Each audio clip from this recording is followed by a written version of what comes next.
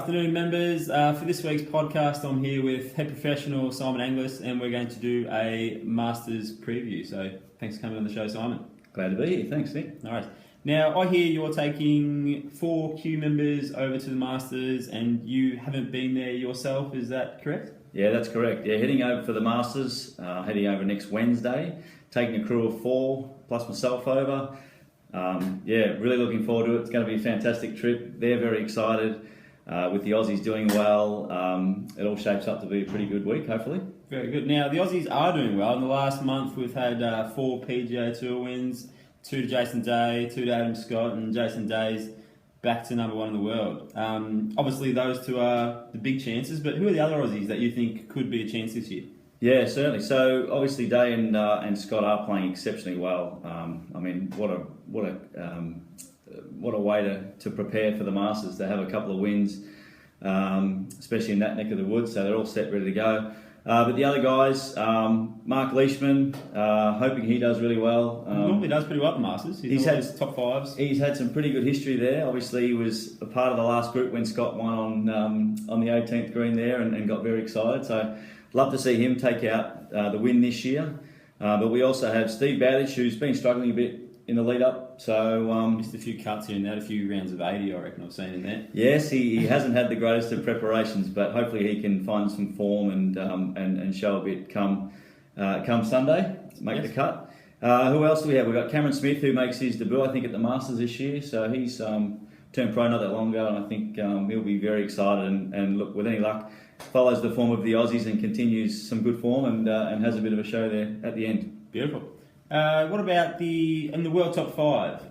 Yeah, well, I mean, as you know, there's heaps of good players, and some of them have been there and done it all before. So Definitely. Obviously, Jason Day now number 1 in the world, which is fantastic for Australia and great for golf in this country.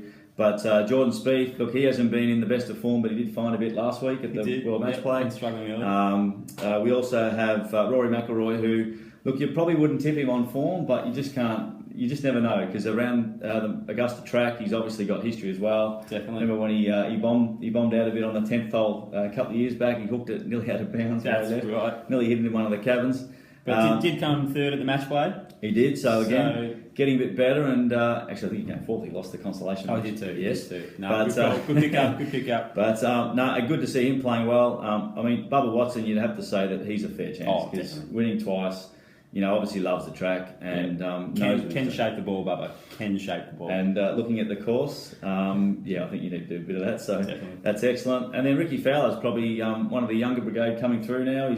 He's getting better each year. Trying to make it the big 4, not the big 3, Ricky. He's trying to squeeze in there. He is, yeah, and certainly in the fashion end, he's probably leading that race, isn't he? Oh, he has toned it down though. Has he? He has toned it down. He doesn't quite go the full orange brigade, but he's still. Yeah. I reckon I could see you in a pair of high tops and elasticized slacks. What do you reckon? Oh no, I have to pay him some big money. I reckon. Okay. Big money. That might scratch that one off the uniform list. I think so. Okay. I think so. So yeah, I mean, obviously some great players in there, and look, who knows? Anyone could win this event.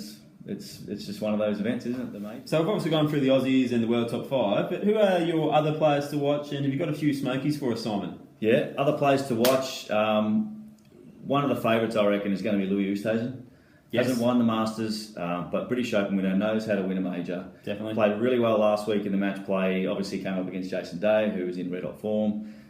He also finished in the top 10 a couple of weeks ago in the Valspar as well. So got some good form. He's certainly very happy with where his game's at the moment. He's going to be someone to watch. Glad to see you've done your research for this week's podcast, Simon. Yes, like to watch a bit of golf on the TV. Very good. Monday morning, so it's always good. Who else we got? Henrik Stenson, again, is a good player. Hits it a long way. He's going to be up there as well. And Zach Johnson, past winner at the Masters, British Open winner, knows how to get it round. Doesn't hit it very long, but his short game is just amazing, so can't write him off. Can putt. Yes, you can. And a few smokies, Simon. Oh, look, I've got one. I reckon Patrick Reed's going to be a real show. Yes, hasn't won a major yet. Hasn't won a major, but he's very, very confident. Yep. Doesn't lack any confidence, that's for sure. No. And I think you need to have that around in a tournament like the Masters, where I reckon, the field of 99 players, I think there's really only probably about 15 guys that can win it, and I think he probably fits into that category. Yep. Now, you are going away. Yes. The Q rumour mill, I've been hearing a little bit of buzz that there could be a sale in your absence. Well, as tradition has it, staff members often like to do things when the boss is away, and they've been conjuring up something over the last week or so. Okay. And I have a feeling I'm going to come back to an empty shop. Yeah. Because they're getting rid of some stuff. So, there could be some deals going. Not exactly sure what they've got in mind, but with the way they're moving the footwear and stuff around and a few other bits and pieces, it wouldn't surprise me if there's a few good bargains going on. Definitely. And I'm sure you'll hear more about that in the coming few days. Might have to duck there and myself and grab a few putters. Reckon we've got something your size and your shape? Yeah, absolutely. Very good. And as in tradition, you are having a Masters sweep as well, I believe? Yep, yeah, last year we ran the Masters sweep. Went really, really well. Members got right behind it. It was good fun. Part of the fun is not knowing who you're going to get until the last minute. So we've got 99 spots. It's going to cost $10 each. We'll advertise it through our emails and on the website. So, it'd be great to get everyone on board. Yep. Each person who wins a prize will receive an official Masters cap from the place itself. Oh, beautiful. So that'll add to all the prizes. It should be good fun. Definitely. Well, that about wraps things up, everyone. Simon, thanks for coming on this week's podcast and enjoy your time at the Masters. Thanks, Nick. Will do, and thanks for having me. See you guys. Thanks, guys.